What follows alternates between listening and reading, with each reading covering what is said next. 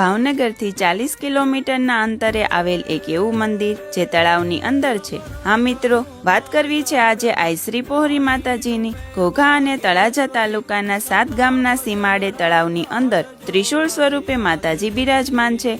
વરસાદનું પાણી ભરાતા આ મંદિર તળાવમાં સંપૂર્ણ રીતે વિલીન થઈ જાય છે। પણ હા, માતાજીની રજા લઈને તળાવની પાળે માતાજીનું ભવ્ય મંદિર બંધાવવામાં આવ્યું છે। મંદિરના ઇતિહાસ પર એક નજર નાખીએ તો અહીંના મહંત જણાવે છે કે વર્ષો પહેલા સિદ્ધરાજ સોલંકીના શાસનકાળ દરમિયાન તે જ્યાં રાત્રિવાસો કરતા ત્યાં કંઈક ને કંઈક નિશાની સ્વરૂપે નિર્માણ કરતા। તે સમય દરમિયાન અહીંયા તળાવ બંધાવેલું છે। એક સમયની વાત છે કે અહીંયા ચારણકુળનો નેસ હતો। સ્ત્રીઓ આ તળાવના કાંઠે કપડાં ધોવા આવતી। એકવાર બનવા જોગ એવું બન્યું કે સ્ત્રીની સાથે ગયેલ બાળક તળાવમાં ડૂબી ગયું અને તે સ્ત્રી જગદંબા શ્રી ખોડિયાર માતાજીને પ્રાર્થના કરી, આરાધના કરી, એ માતાજી મારા બાળકને બચાવી લ્યો, નહીતર હું ઘરે શું જવાબ આપીશ। તેમની પ્રાર્થના સાંભળી માતાજી ડેમ ફાડી અને પ્રગટ થયા અને બાળકનો જીવ બચાવી। તેથી તે પોહરીયાય માતાજી કહેવાણા।